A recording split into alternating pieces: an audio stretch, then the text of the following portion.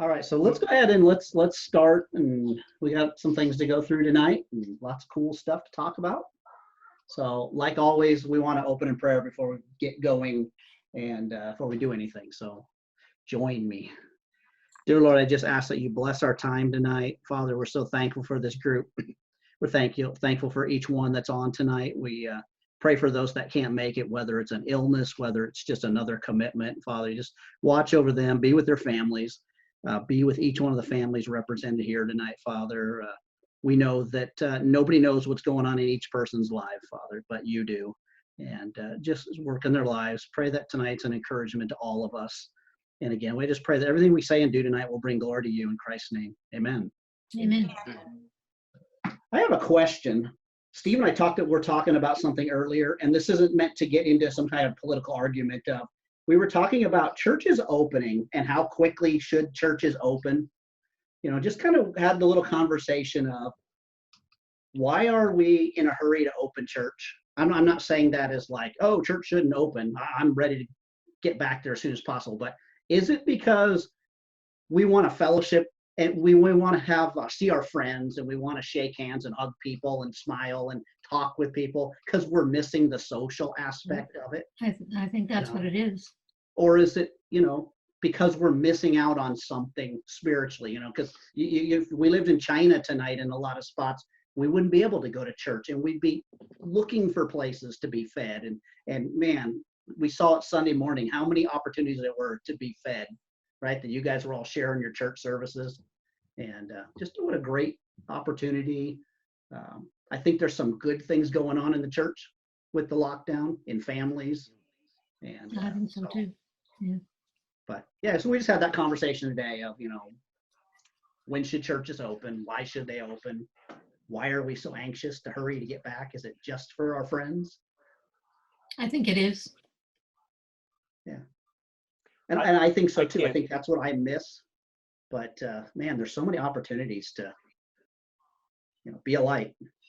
Yeah. I miss serving. Yeah. Yeah. Yep.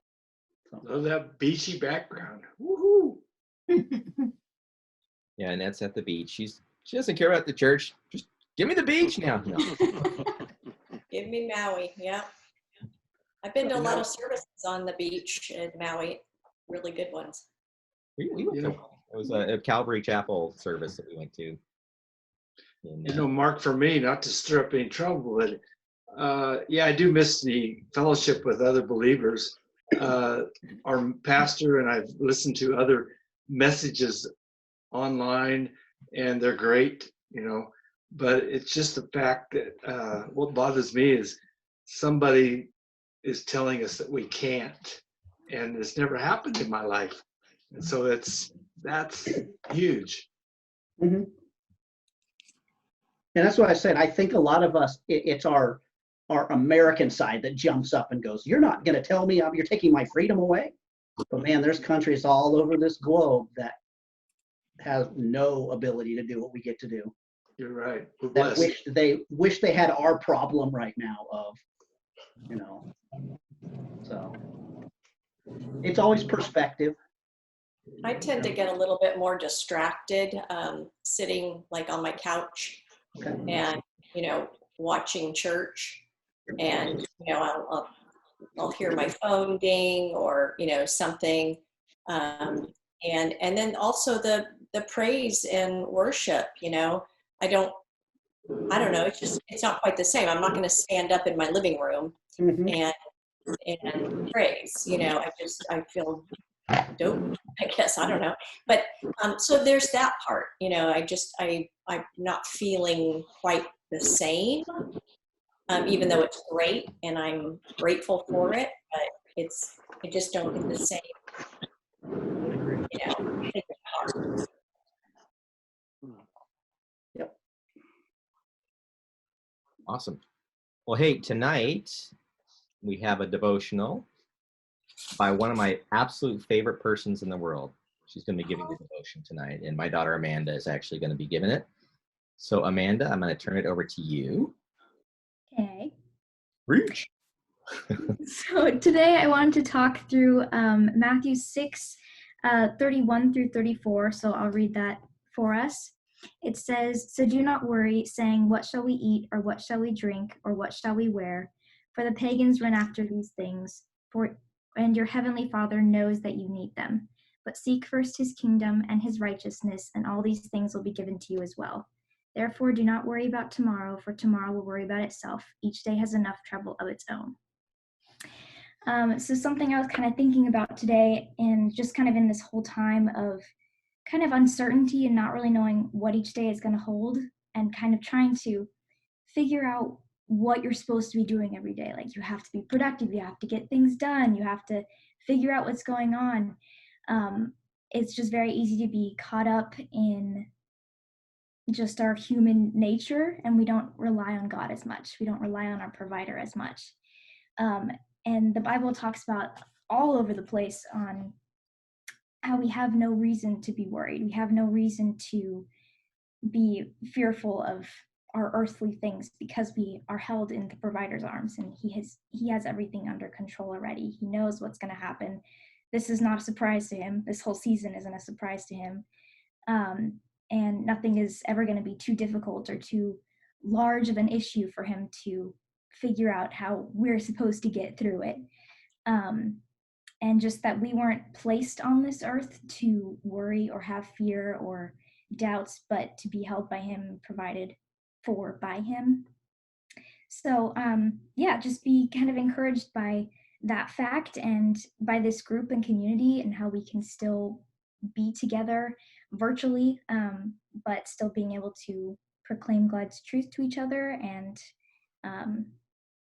seeking his kingdom first, so that we are provided for every other day. Awesome. Good deal. Good words, Amanda. Thank you. Thank you. Thank you, Amanda. Can you repeat that verse again, Matthew? It is 6:31 through 34. Okay, Is thank that a you. real Bible you have? It is. It is. Warn. I'm so used to using my phone app.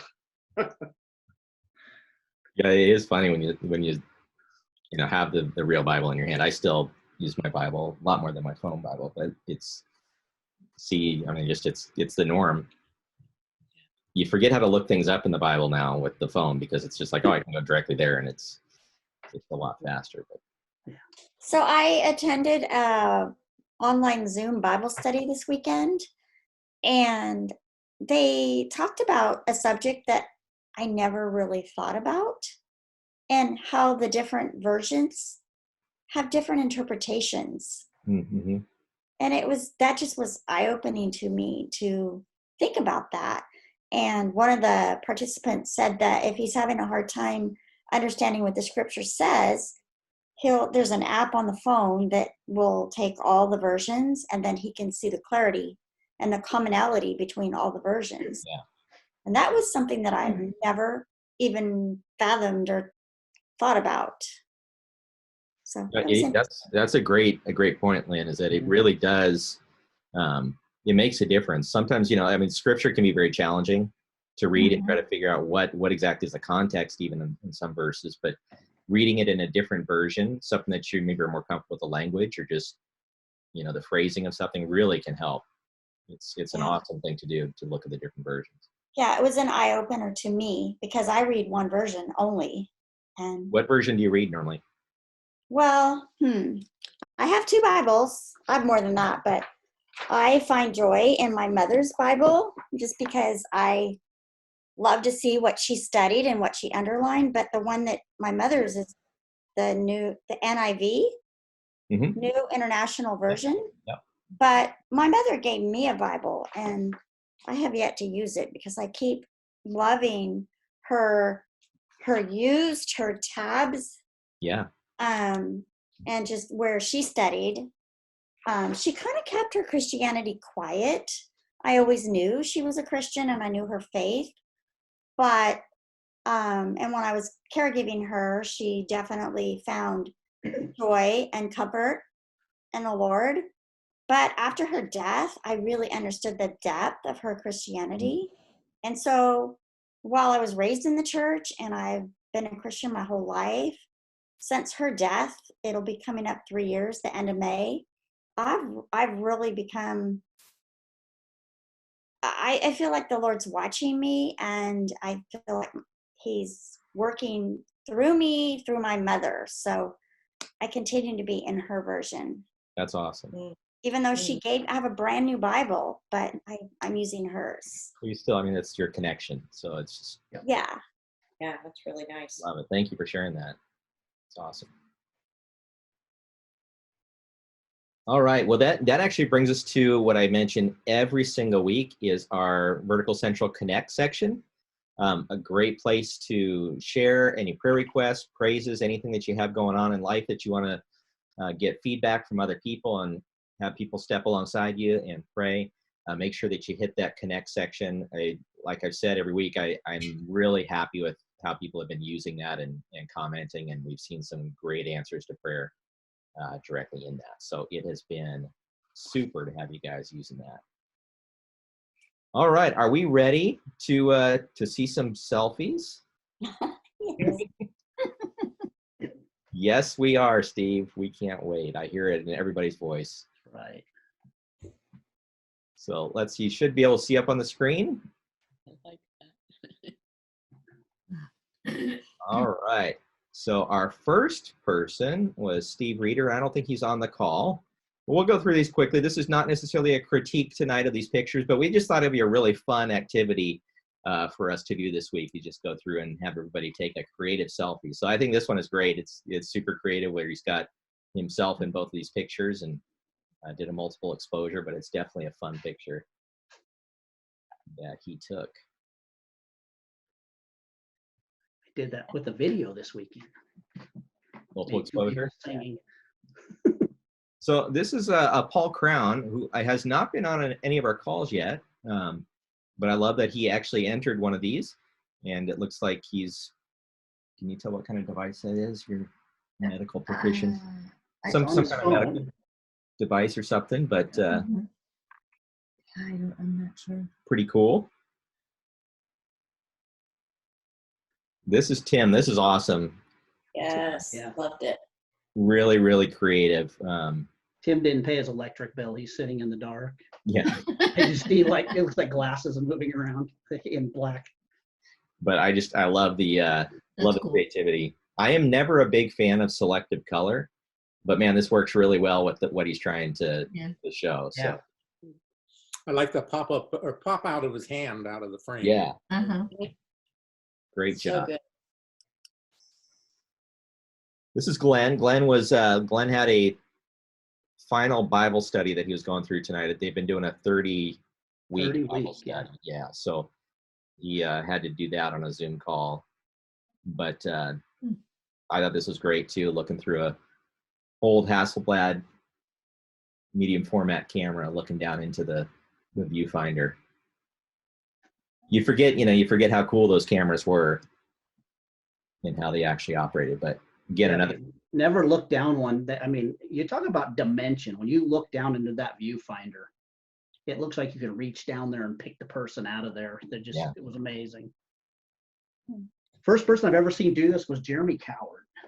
He Yep. shot a cover of somebody's album like that and had glitter and whatever sitting on the screen. So everything's better with glitter. It is. Annette, this is awesome. Yeah. Well, thanks. Yeah, that's great. Yeah. Have you ever shot anything with that camera? Oh no, it's just a decoration. I really wanted to do one with a crystal ball, and I just couldn't, get myself in there and get it right, and so this was sort of my other effort. So I like it. I liked your comment where you said, it was a lot tougher than you even thought, yeah.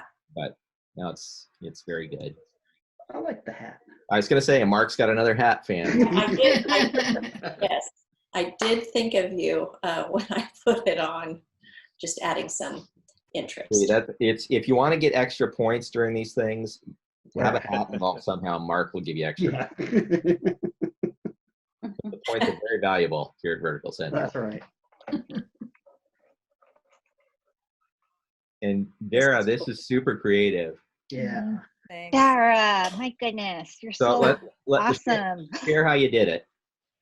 So the photograph was really just out in the backyard, just holding up the frame. And that probably took 30-ish minutes of me, taking the picture, with the interval, with the clicker, and then walking back over to make sure I was close or in frame or whatever. And then that took like about a half hour, I think. Mm-hmm. And then the Drosty effect, there is an app out there called photospiralysis.com. That was the easiest way to do it. And that was just playing around with the spiral and they call it the magnification to kind of get as many correct, and the center point to make it look like it was fitting in the frame the right way. Well, it worked. So it took a while. So cool. So was that an app or a plugin? It's not a plugin. I couldn't figure out how to do it in Photoshop, but I'm not like Steve knows I finally upgraded to the proper version after Steve talked to me. I was running 2009's Photoshop or something. Yeah, you were using the Flintstone version. Yeah, so figure out how to get it to do it in Photoshop, but it was Photospiralysis. I can send the link. That's cool. And I just did it in that, and it worked. The hardest part was getting the upper left corner to be completely plugged in, or upper right corner, sorry, to look like it was popping out of the corner of the actual picture. For me, was like a pet peeve that I was trying to get angled just right, because I thought that for some reason I got very OCD about making that happen. Her Photoshop was so old, she was using a chisel and a slate to edit her. I didn't know. I thought it was I was like, well, I can. He's like, you can just plug the camera in, and I was like, it's not working. So anyway. But good job. I very creative picture. Thank you. Yeah, Dara, did you use just like one frame and then take a selfie of yourself, and then the app did this? Yeah, I literally stood. I don't have the right. Basically, it was a frame, like a frame, and I just stood in the backyard, kind of like this. Cool. And then took one image, and then the app did the spiraling part. Yeah, very nice. It's pretty cool. Very cool. This is awesome. This is so Sula. I don't. He was on the call for a second. I don't know if he's still on there. I can't see with my shared screen, but everything he's posted has been very creative so far since we've been in this group. But I think this is awesome. I actually want to know kind of how he did it. I have tried to do that effect so many times, and I don't know whether I just don't find the right picture. I have not had one that looked this good. I mean, this one looks like it's a cover from an album. Yeah. Yeah. It's very cool. He's got some great photos too on his in his Facebook page. Yeah, fabulous. Great photographer. I can try to find him if you want. Who is that? Let me go find him. Zula. Yeah, tell him jump into the call and tell him how he did that. Hold on. So is he local? Is he a Sacramento guy? He's in Tracy, or no, Lathrop. I used to work with him at Blue Shield up here, and then they moved. His wife is a teacher, I think in Manteca or something like that, or Modesto. And so she got tired of driving, and so they moved halfway. And then he quit and went to go work for Kaiser. So, but let me go find him. Let me see if I can find him. So, all right. So. We'll scooch on while she's searching him out. Maybe. There we go. Love this one, Mark. That one I like. I like the hat too, Mark. That was good. I wish you would have told me you were going there because I would have asked for an autograph or something. So. I like the way Trump's looking at the chopstick guy logo, like, who let him in here? Where'd he come from? I love it. And also, you didn't tell me budget wise that we got monogram sports coats. So I know, exactly. Yeah. that's definitely an off budget item. You gotta turn in your expense report for that one. So I actually tried to shoot another photo and I shot it, but I ended up last night like going, I hate this. You know, you take pictures that you just go, oh, this is just not working out. I'm going to plan B. So, Yeah. I do love that your hands aged about 20 years in this. I was just looking at that. So that's Mike Pence's hands. That's what I thought it was. Yeah. Looks very pensive. You just swap the face? Is that what you, or the I head? did, yeah. The head. Oh, Swap the heads. That's pretty fun. good job. Yeah, it's pretty cool. It did. You matched the lighting well. You must have Yeah. planned hard on that one. All right, this is another one of Glenn's pictures that he did for Focus I love the dog. Focus on Light. Yeah, it's kind of That's what makes definitely creative. This one, it. Love it. that I actually laughed out loud when I saw that come up. That is crazy. Oh. How did you do it, Judy? How did you know? Wearing a lot of inheritance on your head. Well, you know what? I saw this guy on Facebook and it's a milk jug. That's what I started with. And he had the milk jug on. But I just took it a couple of steps further. And I don't know. I thought, God, I have to have some kind of hair on it. So I thought, oh, toilet paper, right? Oh, that's what that That's is. what it is. I love the makeup. I think you did a great job on your. Thanks. You know, it was fun. Awesome. Oh, that is, I guess I have a little crazy side sometimes. when we said creative selfies, you This is it. were creative. Definitely. That is awesome. Good She job. was out walking around.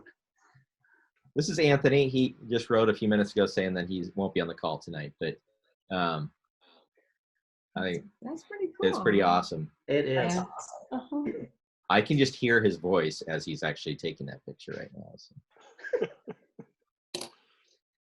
You know what? Actually, I was just looking at it. Like, as a photo, it's pretty cool too. Not just a creative selfie, but I love the round crop. Yeah. Like it Oh, yeah. works really well for that mask and. And to me, just showing a little bit of his face makes Uh-huh. this picture. See, we always say that about Anthony. I wish he was on the call to hear this, but like Mark and I, every time we shoot with Anthony, and we in the last year and a half, we've shot with him quite a bit.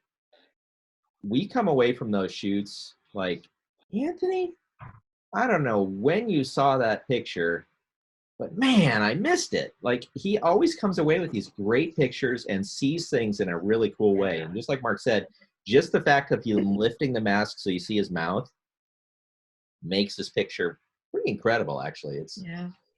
I do envy his eyes sometimes. Of Yeah, what he's a master of composition. His landscape stuff and things he catches. very, very good. Chip, this is fun. Hey.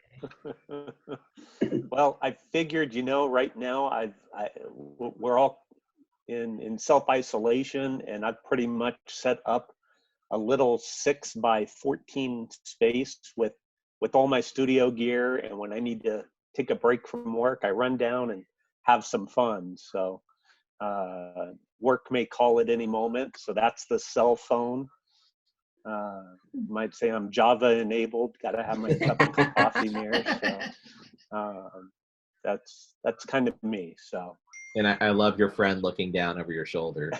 Yeah. Those, actually, they got a half of one on the right. Oh, I But see that. Oh, I didn't even notice it yeah, before. Manny is making an appearance there above me there. So And there's a pool table somewhere in that room, huh? there's actually a pool table right under my left arm, right behind the coffee cup. Oh, okay. I see the pool cue sticking out in the Yep. Yeah. It was like, well, okay, this is big enough. I can throw my gear in here. Being in Las Vegas, our garages get a little warm. That's quite often in my studio space, but I figured, I was going to be doing a lot more shooting. So working from home now. So Definitely fun. that's, Yeah. while this wasn't the photo that I set out to make, Dara, I believe it was, had posted originally about needing to do a creative selfie for another project. Yeah. And I threw out there, multiple images of yourself. So I was like, hey, here's my time. And then Photoshop and scratch discs became too much of a challenge. I've got to work through some technology issues. So this was my fallback. That's awesome. So, Like it. Terry and Jamie, who just joined us, I'm sorry if you've been waiting for a while. I just saw that you were in the waiting room. I It's okay. apologize if you've been Nope, no problem. hanging out there. So, but with that, Terry, you're just in time to see your selfie. I know you worked hard on that one. I had to read your description a couple of times. It's like, did she just go to the salon, or is she saying No, she's in the I salon? did the same thing. I'm like, I need to go to the salon. That's where my creativity is going to be. Well, it's a nice selfie. And I think like most of us, we don't do selfies. We take pictures of other people. So it's Yep. really hard to do a selfie. Uh-huh. Exactly. I hate being in front of the camera. Me too. And then last but not least of the submissions, we have Carol. Let's pull this one up here. All right, here we go. Sound effects for Carol's picture. Thank you. That's exactly it. So she titled it Pen, Pineapple, Apple Pen, which there's that song that Mark was actually playing, but super creative. If you want time you'll never get back, watch that. Right. No, I love that. I've been I do watching a lot of too. silly videos. I love that one. Uh-huh. I forgot I have a pineapple. Oh, I have a pen. I have an apple. I'm going to do this. No, I love it. I love the lid from the pan. Yeah, I was drying dishes, and then I realized, hey, I can see myself. Maybe I should use this for my selfie. But what actually, believe it or not, I think impressive about this picture is you are totally in focus. Yeah. In your lid, which is awesome because you're working with depth of field, a curved pan, there's a bunch of things that make it a little more difficult to shoot, but you happen to nail that where it didn't just focus on the fronds of the pineapple, but you did it. Yeah. Well, that was fun. It was. Love seeing that. Hopefully you guys liked that too. It was fun. It was fun. So, hey, tonight we have got a special treat for you. Right, Mark? Absolutely special.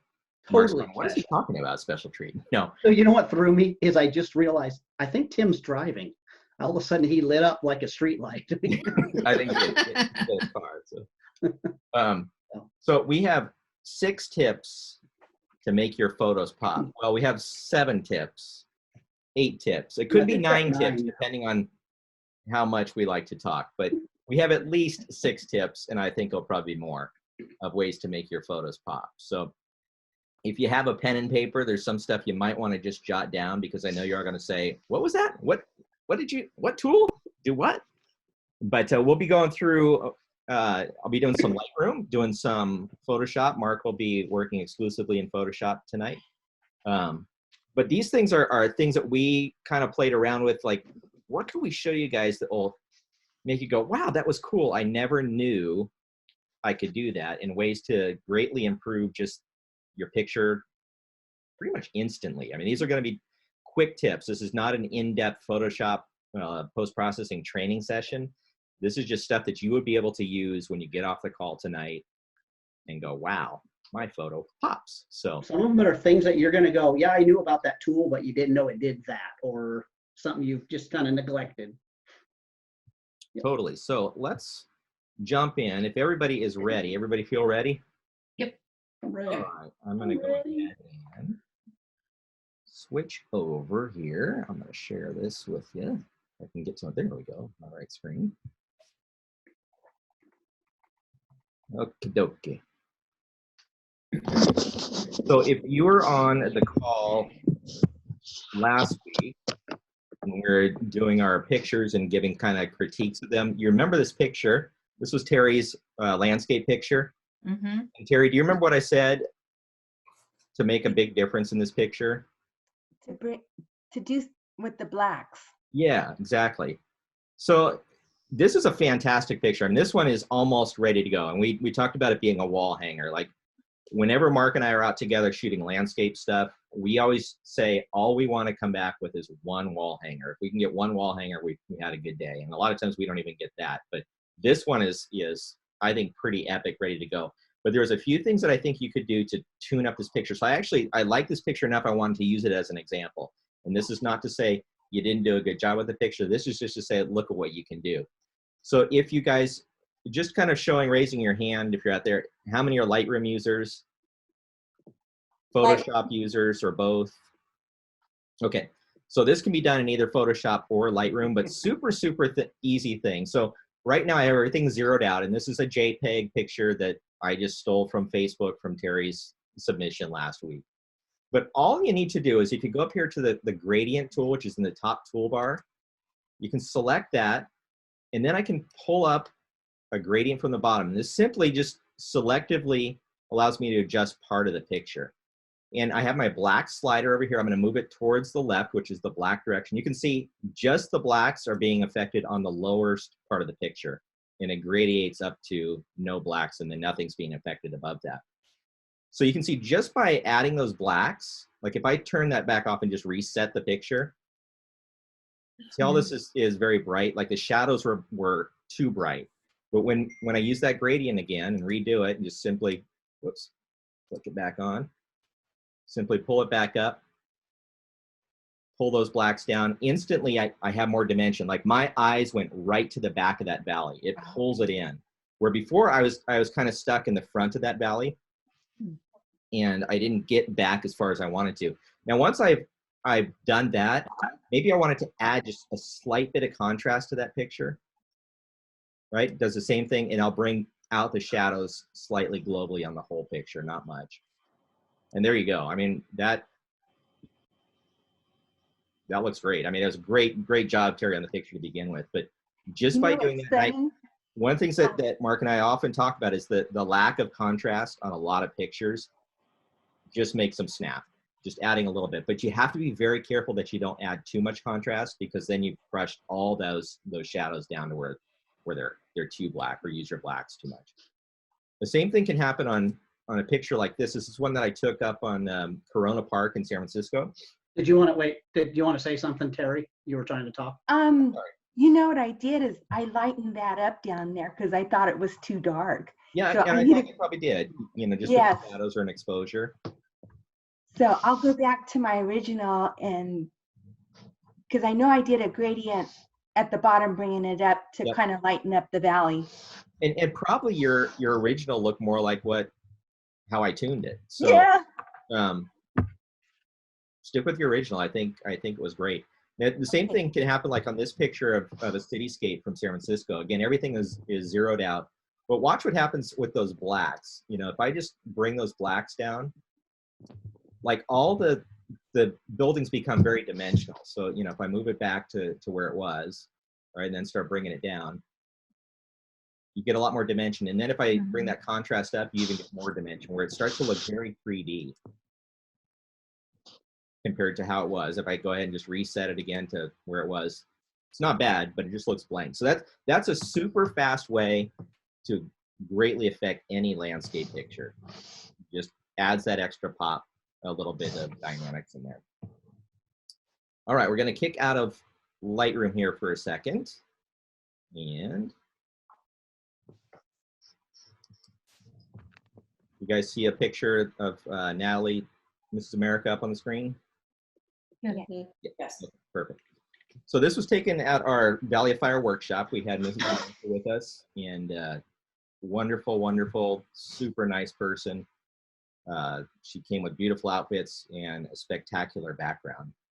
But one thing that Mark has been doing lately on a lot of his pictures, I don't know if you guys have seen any of the work that he's popped up on Instagram and some on his site, but he's kind of gotten into changing the colors on clothing. He's big into the green right now, so he's been matching greens. Like I start to make fun of him because everything he's doing is green. But I want to show you guys a super quick way that we can instantly change Natalie's dress from the beautiful blue that it is to a red color.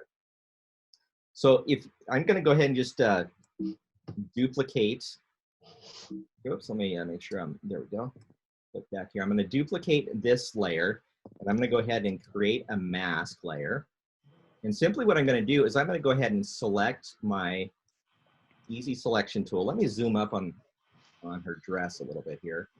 And I'm simply going to go ahead and select everything that's blue, and I'm just clicking on it. And if it doesn't grab it the first click, I can drag on it. Oh, and it grabbed everything blue on the dress. Now I see there's portions right down here where it maybe missed it a little bit. So let's make sure we get this little corner in there, see if we can grab it. And I don't know if you remember, Mark talked about this on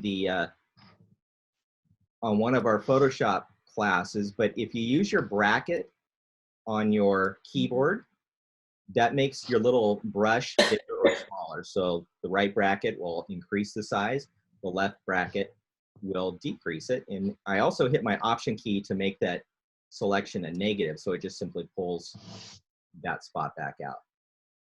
So that doesn't look too bad. It looks like it captured most of it. There's a little spot in here. Let's just try to grab that. All right, so I've got her dress selected. Now, simply what I'm going to do is there's a tool in Photoshop right over here, which is the color replacement tool. And it's just the paintbrush with a little box right next to it. If I click on that, I got a red color, kind of a pinkish red selected. Since I masked it off, I just can quickly paint right over this dress. And you notice it's not affecting anything outside of my mask. In fact, let me increase this brush size a little bit. I'm just using the bracket key. You can also click on Option Delete, and it'll fill it in.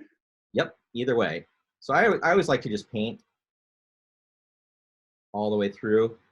The reason why is because you can see here, there's a few areas that I didn't grab, so I can actually just go ahead and reselect that. We'll grab that portion, go back to that tool again, and then refill it in. But obviously I didn't do a super neat job, but you can see like we instantly pulled that back from that dress from the blue right into the red. Pretty cool.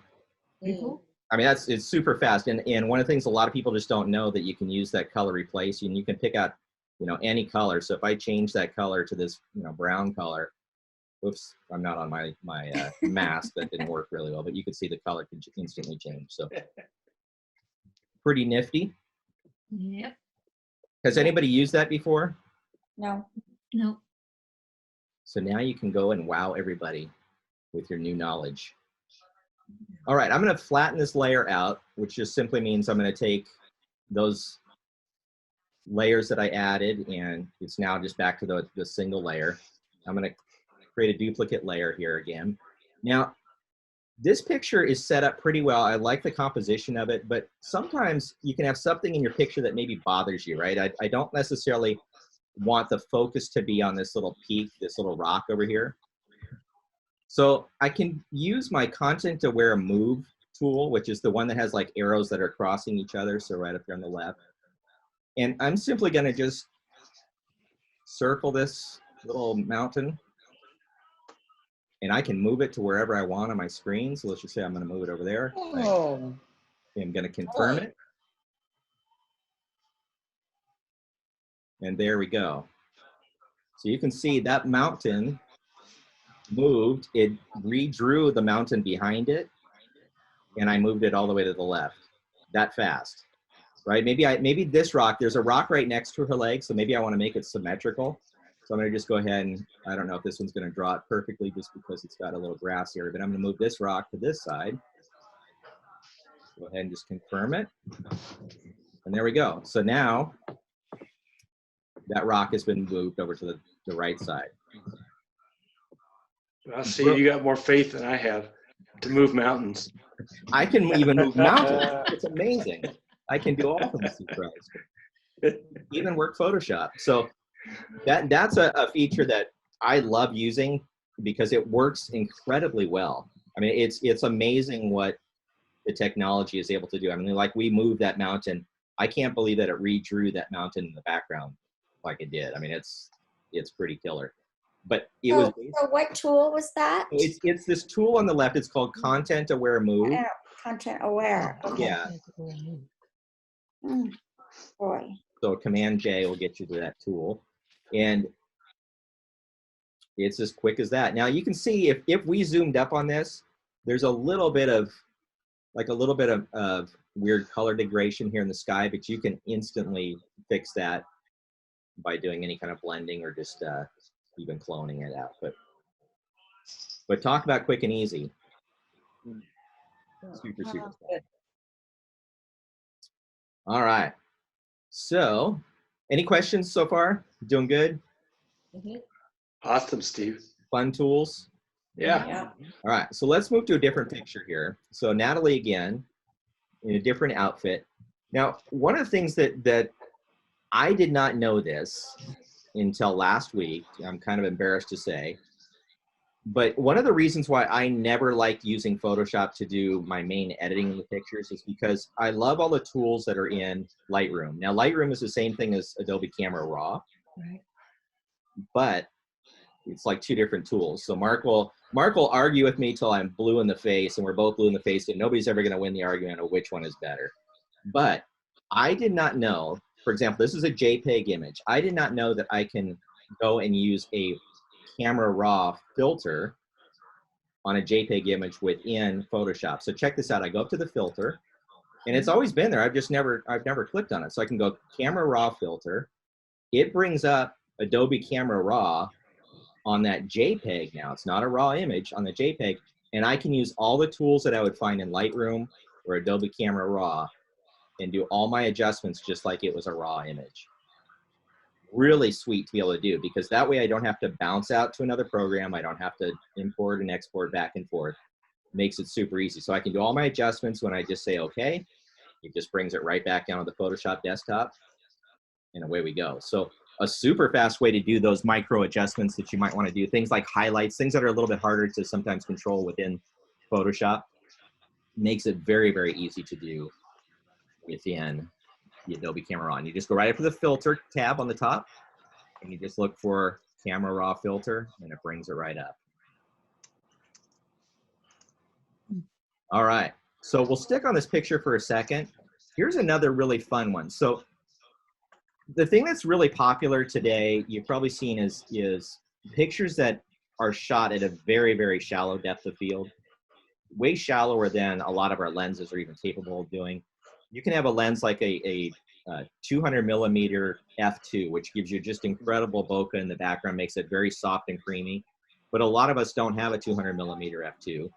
And if we're shooting something like 1.4, it's sometimes very hard to get the whole body in focus, or eyes when the nose is a bit farther out, those kind of things. So there's a really fun way to kind of cheat the system on a picture that was taken at a really deep depth of field. So this one was taken at f16, so super deep. And I did that on purpose because I wanted to capture the dramatic rocks in the background. But, you know, let's say after I got back, I'm like, oh, you know, I really wish I would have had more blur by shooting at a shallow depth of field. So if we go back up to filter, the same tab we were just on the top, and I go, instead of blur, I'm going to go to blur gallery, and I'm going to hit field blur. And there's another way that we can do this too, and I'll show you that in a second. But what this is simply going to do, and you're going to see the picture now looks blurry, right? So it's blurred out the picture, but I've got this little grab point. I'm going to actually bring this up to her face. And if I just move my mouse up around that wheel, I can get to a 0-point blur basically on this picture back again. Or I can go over to the right and there's a little blur blur, what do you call it, slider. Now you can see my mouse is turned into a pin, like one of those push pins. Everywhere that I click and put a push pin, it's going to start blurring out this picture in that area. But you can see her face is not being affected by the blur because I've locked down that blur. And so within that area, I can say I want to make that area extra blurry. And you can see it's bleeding a little over, so I would want to, just move it over so it doesn't catch as much. But it's a way that you can really start playing with it and figure out areas that you don't want to be blurry. Now you can see her leg down here is blurry. Maybe I didn't want her leg blurry, so I can put a push pin down there and just decrease that blur back to 0 in that area. But I've still got the blur over here on the sides. So I can add blur wherever I want to add blur, and I'm just going to go through and just add a bunch of blur for fun. But it gives you that effect that you're having shallow depth of field on a picture that was never created with shallow depth of field. This is a really deep F16 picture. Now I can do something that a lot of people are doing is they're using the same type of filter, but it's called the iris blur. And let's go ahead and click on that. And so you can see it brings up a little kind of oval window, right? And this is going to be more global in the area that has been selected within this. So if I go ahead and lock this down, right, and I can start doing a blur, you can see everything outside of that window is blurred. Now you can take these points and you can move them around, right? So I can narrow this frame down. So if I want to make sure that it's basically just her body, and then go back and blur any areas that's around that. I can also move these access points so I can make sure that I extended that blur out farther. But it just allows you to go ahead and play with that blur. Those are available in Lightroom as well, the iris blur, but I love that field blur, being able to hit those pinpoints within Photoshop to go through and get exactly that point that you're looking for. Any questions? Yeah, I got a question. Go for it. Do you feel like there is less or more control when you use this compared to adding a layer mask with the Gaussian blur layer and being able to paint it yourself? Yeah, I think well, you definitely have more control doing it yourself, right? It's going to take the same blur. I'm sorry, Mark. It's not the same blur. That's the difference is when you get into that blur gallery, it blurs it differently to where it mimics closer to a lens, where Gaussian blur is just blurring pixels next to pixels. True. Yeah. I've used a couple different type of layers. I've used the lens blur on the layers also. But yeah, I was just wondering if it was, you have less or more control. A lot of times I'll do it on its own, on a separate layer. I'll duplicate it, apply it, and then I'll mask the subject out. So I'm doing exactly what you're saying, but instead of using Gaussian, you're using one of the blurs in that gallery. Okay. Because it looks closer to a lens blur. Yeah. Thank you. You can actually, in some of them, kind of get more of that spiral effect of things. So one real quick thing, and then I'll be done with my tips here, and then Mark will be on. There's another feature that I've started using lately. I don't know if you guys ever, if you remember when Mark was showing some of his what do you call that? Frequency separation. Yes, thank you. My mind went completely blank there. When you're doing minute type of pinpoints on a picture, sometimes I found that it's easier if I'm editing from left to right or right to left, meaning I'm doing brush strokes from this direction rather than doing brush strokes up and down. Every time I seem to do brush strokes up and down, my mouse starts to go crazy in one direction or the other.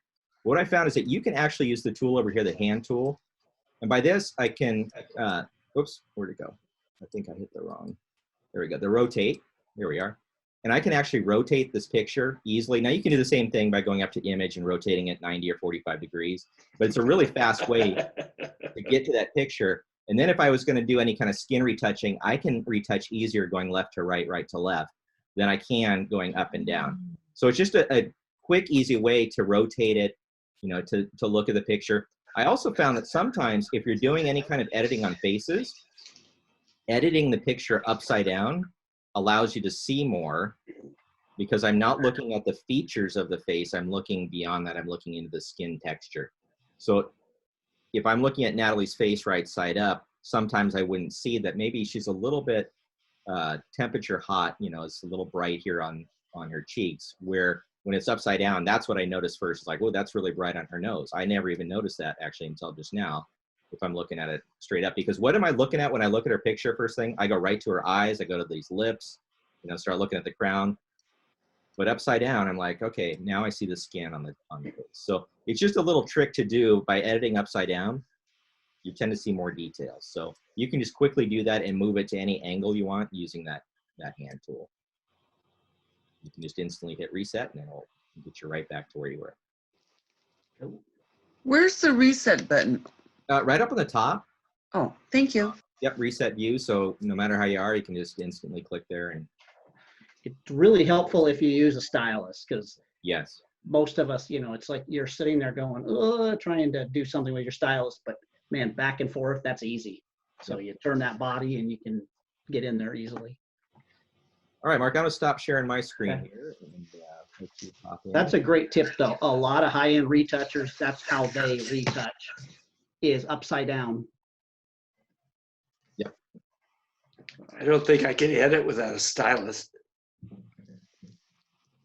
Sure you can. It's tough after using my bamboo for a long time. Yeah.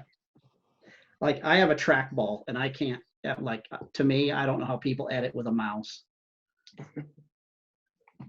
All right. So I only have this up just because simply I brought it up while he was talking, where he said, oh, I've been in that period of changing colors, and I'm not going to go through kind of the method of how I did it, but so this is what he's talking about. I've been doing a lot of these, you know, changing clothing colors, and I love this whole green on green effect. I think it's a cool looking effect.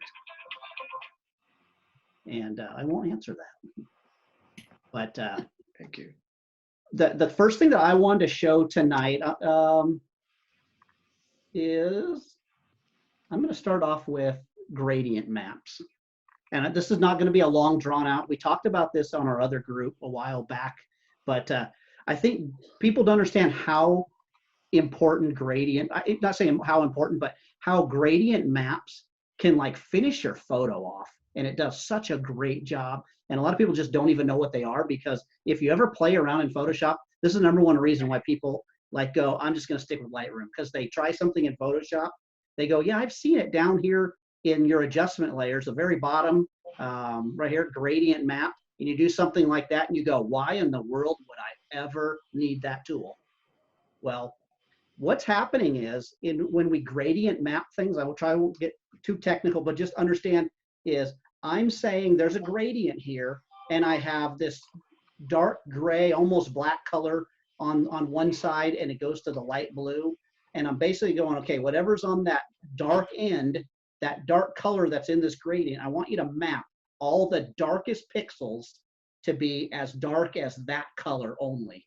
So if it's not black and it's kind of a gray color, that means everything that was black in that image now is going to be gray, mapped to gray. And then the light side is this other side that says everything that's pure white is going to be this blue color. And then everything in between is what's mapped between this dark gray and this blue color. And so everything just kind of falls in place. And that's what's happening technically. And a lot of that stuff you don't really need to know. Here's what you need to know about gradient maps is your blending modes, your layer blending modes. And one day we'll talk about these because these are your best friends.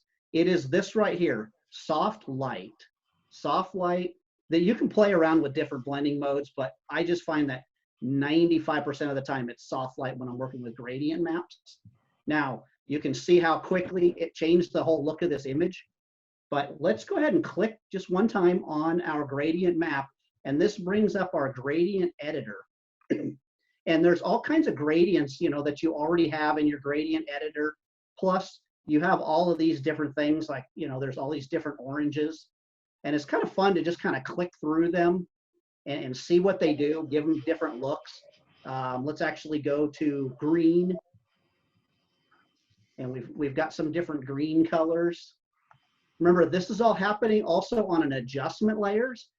So if you look on my adjustment layer, there's a mask here.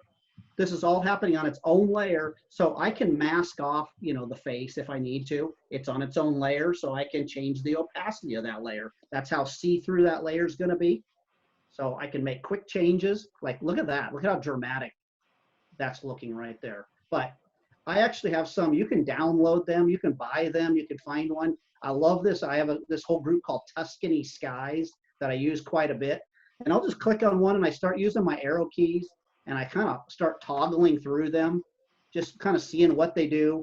After you use them for a while, you start figuring out like, ooh, I know what's going to work good on this picture. And it happens a lot faster. But when you're playing, it's just a lot of fun.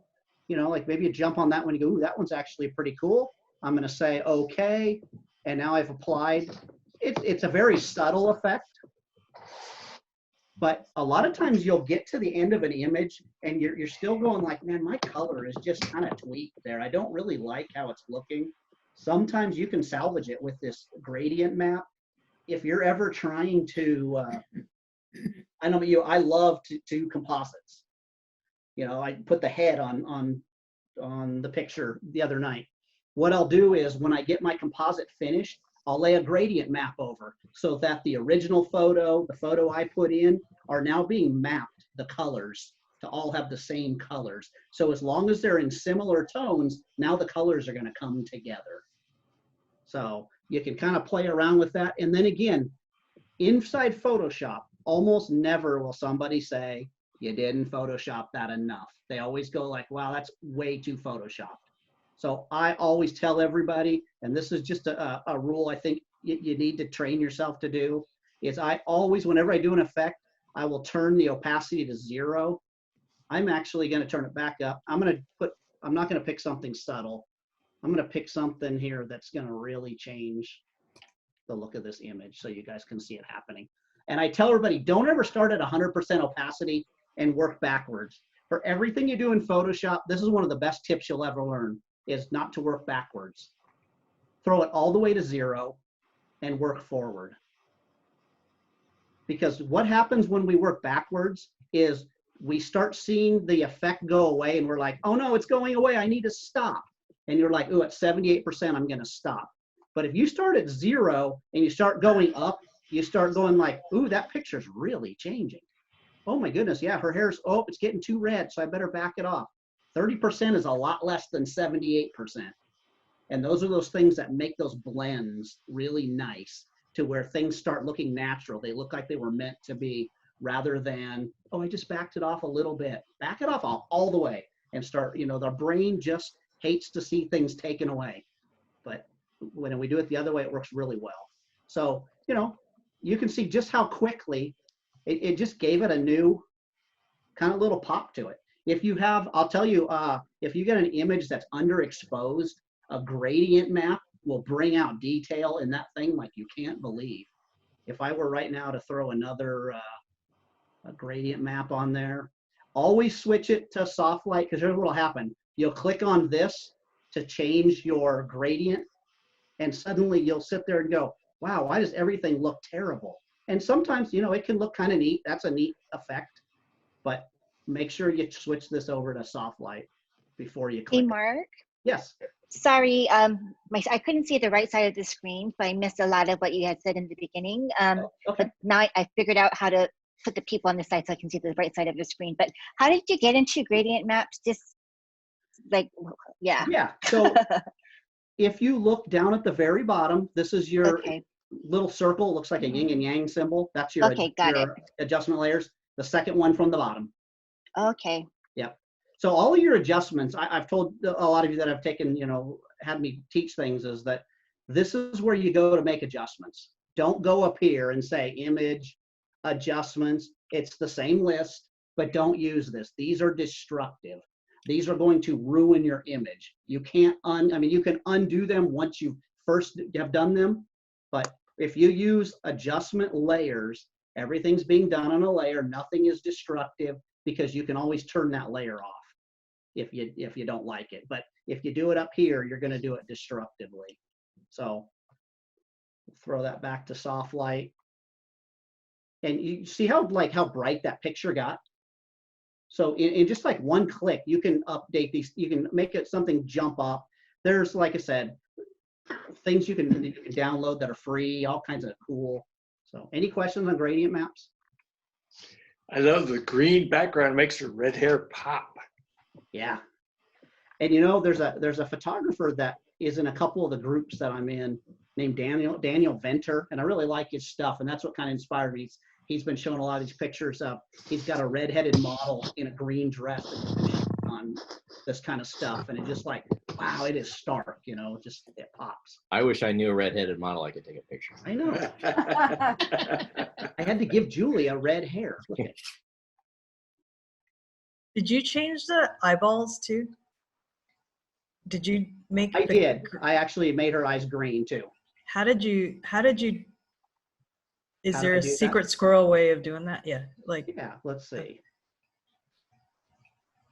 Here's the quick way. You make a new layer. You come over here and you choose what color you want it to be. Here, I'll make it like a blue color here. And I'm just going to paint her eyes over it blue like this, or make it a little bigger. There we go. Click it a few times.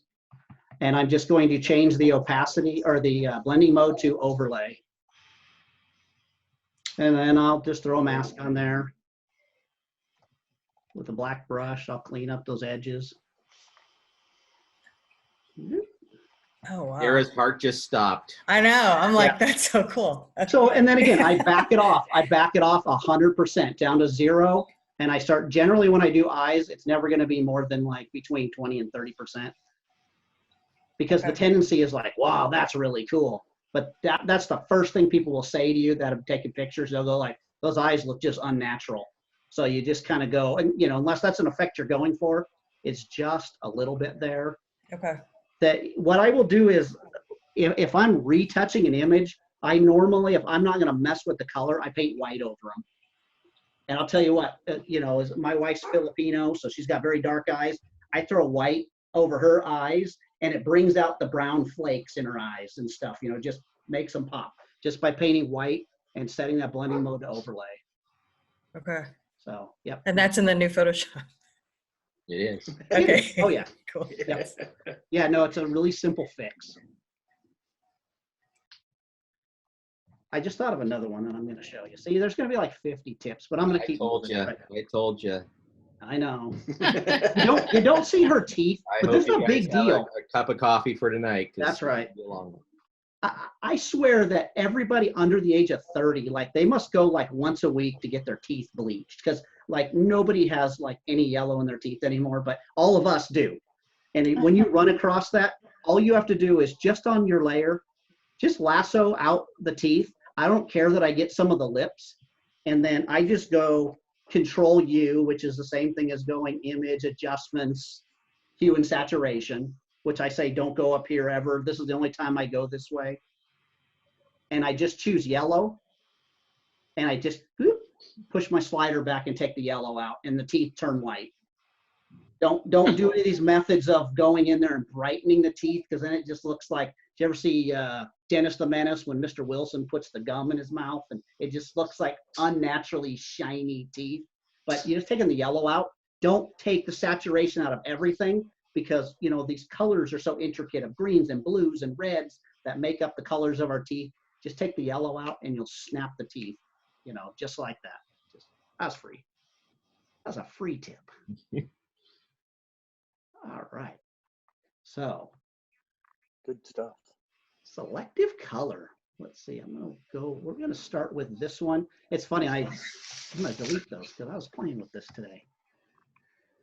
All right. Down at the bottom again. This is the very bottom one on the adjustment layers. It's called selective color. And a lot of people go like, ooh, what do I use? You know, a lot of people will play with color balance when they're trying to get their colors right. And I would say beware of color balance unless you're really good at color. It's really easy because you're globally changing things. It's easy to get things wrong. I use color balance usually as the very last thing I'll do, is I'll kind of like fine tune it. Or I'll use hue and saturation. But selective color is one of those tools a lot of people don't know that's there, or they don't know what it does. you have all of these reds, yellows, greens, cyans, blues, magentas, whites, neutrals, blacks, that you can independently work on all of those colors that are within this image. So I can start with my reds, and RGB colors are subtractive. So, you know, if you want to, like cyan, if you move to the right, you're adding cyan. If you want to move to the left, you're subtracting cyan. So you can see how things kind of got greener, kind of got bluer. You guys all know grass has almost like no green in it. So I mean, yeah, it's going to be all yellow, but we're worried about our reds right now. So I'm just going to throw, I think, a little bit of, take a little cyan out. I'm looking at her face mostly here. I can play with the magenta, so I can go up. If I go to the left, I'm throwing green into it. The opposite of magenta is green. So this way I'm adding magenta, this way I'm adding green. So maybe I'll add a little magenta in there. If I move this way, I'm adding yellow. If I move this way, I'm adding, it's closer to purple than magenta. But I kind of play around there. And then I actually can add black, or I can take black away. If you know anything about pixels, you know, these images are just made up, right? Tiny dots. And every one of those tiny dots is made up of three things: hue, saturation, and luminance. So hue is what color is it? Saturation is how much of that color. And then luminance is how light and how dark that pixel is going to be. So this black, you can change the luminance of the pixel. So now let's move down to yellow. And this is where I really wanted to work in here. This is anytime I have grass, I'm going to come in here. And if I move to the right, see how I added cyan to my grass? So it got very green. If I move and take it away, everything gets really ugly. So I kind of play around with this. I know that if I go to the left, I'm going to add green. If I go to the right, I'm going to add magenta. I don't want it to be an unnatural green, so I'm kind of finding a happy medium because there's also yellow in here. That's why I'm going to move my yellow slider. I can kind of brighten it up, or I can take it away. There we go. I can move, I can darken up that grass, or I can lighten the grass up. So I'm going to actually lighten it up a little bit. And I just move through these things. A lot of times I know that there's probably no green in this image, but I'm going to go ahead and see. I'll just kind of move things back and forth and go, yeah, it's affecting nothing. So I'm wasting my time working on the green. Here's cyan. I know that right up top here, I can add some cyan. See how that sky went from kind of a purpley color to more of a deeper blue. I can kind of play around with taking some of that magenta out. A lot of times it's taking the yellow out of the sky. Then I can see, do I want to darken the sky or lighten the sky? I don't want to get too carried away when I'm working in cyans and blues because they work in conjunction with each other. A lot of times in skies, there's a lot of blue and a lot of cyan in there. So I don't want to go too like, ooh, darkening the sky only using cyan. I'm going to let the blue do some of that. So see, I can change the color there, kind of more of a natural sky color. Play with these yellows. I mean, you just have infinite control of making things really pop inside your image. And then the magentas, oh, there'll be some magenta here in her dress. So I can kind of make that pop a little bit. Let's check this out. Darken it up. I'm seeing her dress kind of go in and out. These bottom three, I will usually play with, but I will do it on its own layer, because these whites, blacks, and neutrals are kind of more of a global adjustment. So I usually play with all of these, and then I will make a second selective color, just simply because then I can go through the whites, and you can kind of play with them. And a lot of times there's just a little bit of something by going back and forth. You'll kind of go, wow, there really was a lot of blue in those clouds. So I start going, yeah, and I want to take some of that out, take some of the yellow out of there. I can brighten them up, or I can darken them down. So I'm actually going to brighten them up a little bit. Neutrals, going to be a lot of skin tones neutral. So see how everything kind of got very green. These are when you have to make really kind of finer adjustments when you start working in, because they're, like I said, they're a lot more global.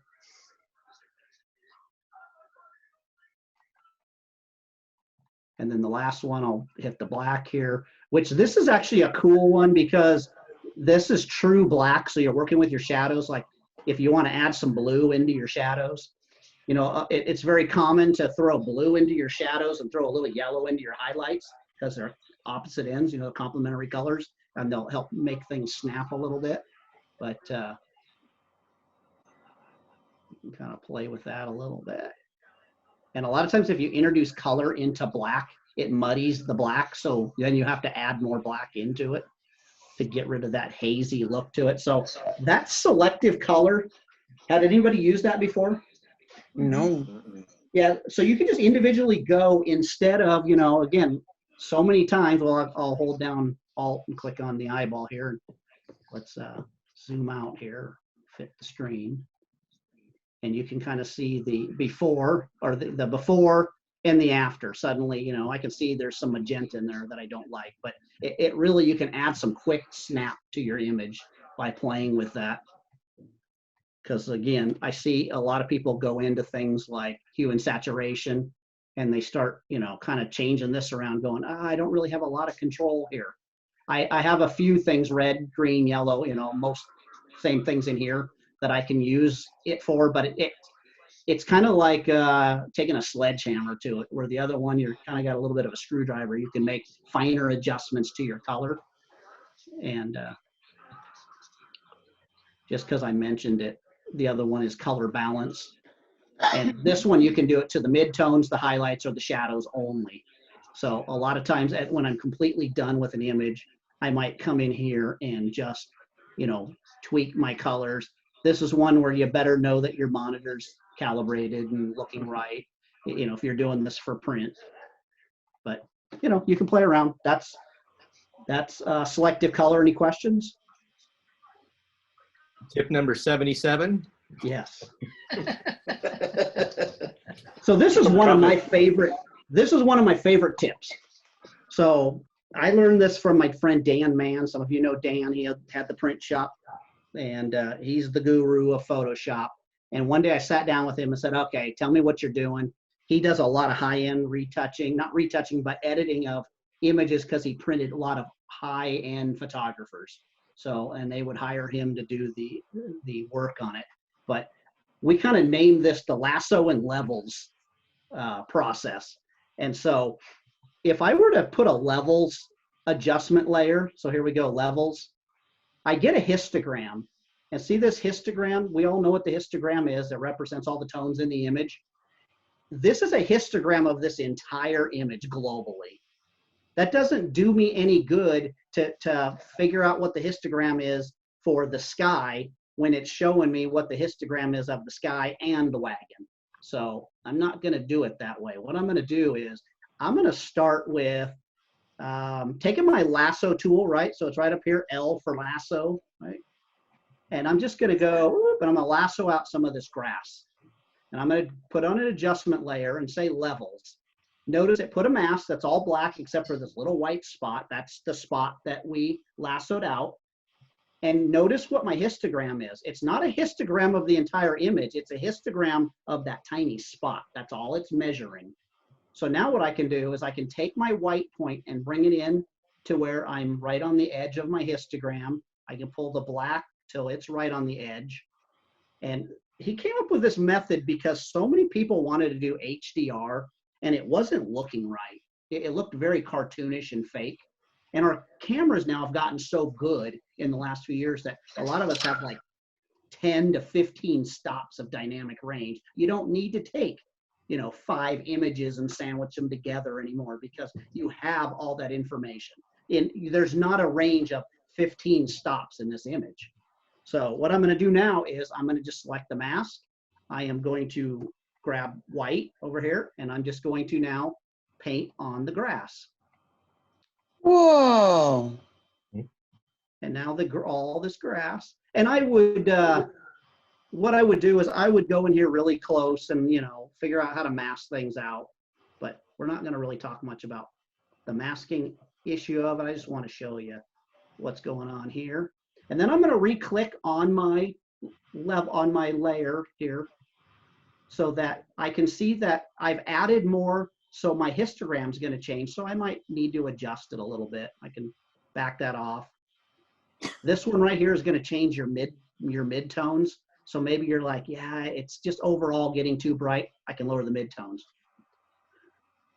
Remember when I said that you have 3 factors inside of your pixels: hue, saturation, luminance. So when I squish this, I'm compressing those pixels. And when I squish that layers, I pushed on the hues, I've pushed on the saturation, and I've pushed on the luminance. And that's why now, to me, in my screen, this grass, it went from kind of a tan dead grass to it almost has an orange tint to it now, because I affected all those areas. This is where I'm going to go to my blending modes, and down at the bottom it says luminosity. I'm going to select luminance or luminosity. What I just told it to do is do that compression, but only compress the luminance values of those pixels. Leave their color and their saturation alone. So if you end up ever trying to like darken something, lighten something, and you're like, ooh, my skies, I darkened my sky and it turned purple. Well, if you do it on a layer, all you have to do is change that blending mode to luminosity. And you're saying, I'm only affecting the luminance of those pixels. So I'll make them lighter and darker. So you can see how that's jumped. Now, what I'm going to do really quickly is grab my lasso tool, and I'm going to lasso out the wagon here. I'm going to choose levels. I'm going to shove them in like this. I'm going to hit B for brush, and I'm going to paint in now the wagon. I would have, masked this out, but we're not going to because it'll take too long. It's taking long enough. So, maybe I did something like this and I came in here. Whoop, whoop, whoop. Said, I'm going to do a really bad job, but that's okay. I just want you to see the difference here. Then I'm going to click. I'm just going to kind of look at it and go, oh yeah, I can this off a little bit. And then it's a little bit of preference. There we go. I'm going to hit L for lasso. I'm going to lasso out this building. I'm going to just keep doing the same thing. I'm going to go levels, pull that in, push that in, hit B for brush. And I'm going to paint in this building now. Only the building. I'm going to hit L for lasso, and I'm going to lasso the sky here. I'm going to do the exact same thing. Adjustment layer of levels. Push this in. I'm going to bring this in. I am going to, I'm just going to grab this quick selection tool here and grab the sky. White is my foreground color, so if I go Alt or Option on a Mac and I go Alt Delete, it fills it in the area that's selected with white, with the foreground. If I say Control Delete, it fills it in with the background color, but that's just really quickly. So I am going to check what happened there, so I can back this off now a little bit. Turn it off and on. And again, every one of these things are all done on a different layer. So I can now go back once I've done all these components. Like when Dan does things, he'll have like a pine tree over here, and the pine tree is masked out, and he just did the adjustment to this one big pine tree. And then there's a big rock over here, and then there's a waterfall, and then there's all these just various pieces that make up these images. And you just select them and just work on them one little thing at a time and get them. So you're getting the maximum amount out of each section by looking at their histogram and going, yeah, I don't need this stuff over here because there's nothing there. My blacks don't appear until you get right into, closer to your midtones. So you can kind of close that up. See how my sky, it's this unnatural blue? Guess what? I set my luminance, or I've set it, my blending mode to luminosity. And now it almost went to a dark gray, but I'm not pushing those colors around. So, I can go here and hold down Alt and click on this eyeball. We can go, okay, there's the before, there's the after. Again, it's masked really horribly, but you can see that effect of just little pieces at a time rather than globally trying to fix the whole thing. Any questions? That's pretty awesome. Yeah. All right, now everybody has to show us exactly what we just did. So That's right. walk the stuff up first. Yeah. And the only bonus tip, I said I was gonna have a bonus tip.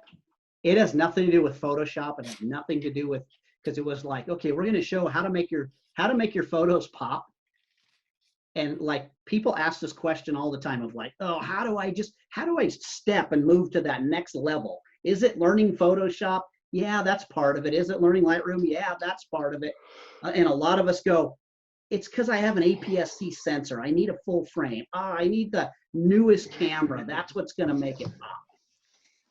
If there's one piece of equipment that's going to make things pop, that's going to change, not make your photography better, but make them pop, it's lenses. It's investing in a lens. Like if you guys are out there going like, man, how do I get to that next level? I'm starting to master Photoshop. Steve and I'll tell you, like we have been blown away with like, you know, we don't work for them. Like we're almost like evangelists for Tamron lenses because, you know, we've been Nikon shooters forever. You throw a Tamron lens on, the color and the contrast of those lenses are just superior to what we're seeing with the Nikon lenses. Like, I don't know, that's just one of those bonus tips. If there's something you're looking to invest in good glass. You know, And Mark will drive over and open his trunk and he'll sell them out of the trunk. But that's right. Somebody had talked about chromatic aberrations on one of our calls. If you're getting a lot of chromatic aberrations, those are when you get like little halos that are either like green or magenta. The cheaper the lens, the more of those halos you're going to get. And usually that's why you see them around the outside edges. Good glass eliminates a lot of those problems. So that's it. all right. Can I ask a Hopefully- quick question about Go ahead. Tamron? So they're having a new lens come out this week, right? The 70 to 180, I think. Do you which one I'm talking about? That's for Sony.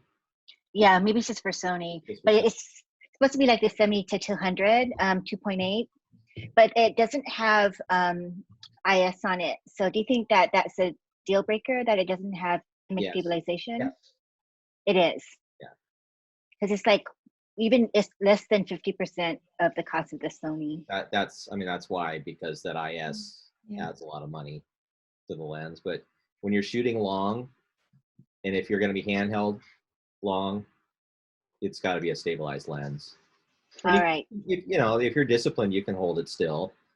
But I'm not that disciplined to always be perfectly still or put it on a tripod. So If you're a portrait shooter, it's a deal breaker. If you're not, that's is really, you know, if you're a handheld shooter, Yeah. I would probably be using it yeah. So I probably shouldn't get it. But it's really light. It's only like 1.5 pounds versus 3 pounds. So then I was like, ooh. I mean, you know, and it's probably a super sharp lens, but it's just, can you be super sharp shooting that lens? I don't know. You know, the lens itself is sharp, but it all comes down to your discipline of it. Gotcha. Thanks. but it is funny because we say, oh, don't. But you know what? I shot with an 80 to 200 for a long time. Like they didn't And even. now that you got your And camera, now that, you know, I've got other lenses, it's like, oh. But the difference is I can handhold at a 40th of a second at a 200 millimeter lens now that I had a lot of shaky photos at 200 millimeter. So. all right. So if you guys do have any questions just on anything that you heard tonight, you can put it in the Vertical Central group wall, and we can try to answer those, or if there's other tips that you want to hear about. Stop sharing. But you guys ready for next week's challenge? Yeah. Okay. No, is that what I heard? Yeah. No. So This is an easy one. maybe. So this week's challenge coming up is called Welcome to My City. And what we want you to do is to take a photo that represents the city where you live. So it's, you know, it can be people, it can be landscape, but something that says, this is my city. And something that you would be able to say, this is why I chose this picture. This is what represents this city. It's a great descriptor of my city. So whatever that might be for where you live, we would love to see that picture. See, it's Can easy. it be from your, we're still in lockdown in Hawaii, so can it be something that I've taken before? Sure. Yeah. Okay. Yep. Guess I need to go buy a drone. Just go out and buy a drone. Just fly around. But is Bernie Falls closed to you? I'm about 7 miles away, though. No, I said, is it closed to you? Yes, it is. Yeah. But anyways, that's what we were thinking would be just kind of a fun thing to just kind of show off where you're living and something that represents and represent your city. Okay. All right. So there's your challenge. I hope you guys enjoyed this week. We enjoyed sharing some tips and tricks with you. I know your head probably wants to explode just from listening to all that stuff. But as we say all the time, and I know Mark would definitely echo this, we love having you guys here. It's just a great time. We appreciate you, and we're glad you're all part of this group. Definitely glad you're part of the group. But we'll close things up, and I'll go ahead and close in prayer, and then we're out. All right. So, Lord Jesus, thank you again for another great evening. We just thank you for each and every person that's on this call. And we also thank you for the people that are not on the call tonight. We just ask that you would be with them and watch over them with whatever they're doing tonight. But as we each go through our week, we just ask that your hand would be upon us and everything that we do would be for your glory, Lord. And we just love you, and we thank you for the creativity that's in this group and the creativity that you gave each and every one of us to, again, use for your glory. We love you so much and just appreciate you. In Jesus' name we pray. Amen. Amen. Thank you so much. All right, thank you. Thank you, everyone. Hey, gentlemen. So, hey, just so you know, we do a Friday call as well, and it's not part of Vertical Central. It's part of our Panoptic Chopsticks call. We're actually gonna do some more tips and tricks this week on Panoptic Chopsticks. It's at noon. We call it the Friday Roundtable. If you haven't been on it, but we do it at noon Pacific time. And this week we'll be duplicating some of these, but we'll be throwing in a bunch of other new tips and tricks as well. So if you want to check that out, if you're not part of our Panoptic Chopsticks workshop group, you can look that up on Facebook, Panoptic Chopsticks Workshop, and that's where we post the event invites for that. So if you'd like to attend, we'd love to have you on that call this Friday.